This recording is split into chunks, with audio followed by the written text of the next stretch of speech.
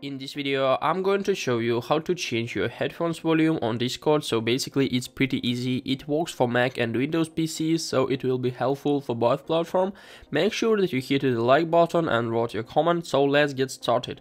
So basically, of course, we can change our volume on our PC, not only on Discord, so everywhere. So on Mac, we can just click on this icon and then just change it right up here. So we'll change it for wall PC, for wall laptop. So in Discord it will be also changed. So but what if we need to change it only in Discord, for example? So all we need is just to open our Discord app and then just open our settings. So how can we do this? In the bottom of the app, just find the user settings. It looks like this near your avatar and nickname, so click on it.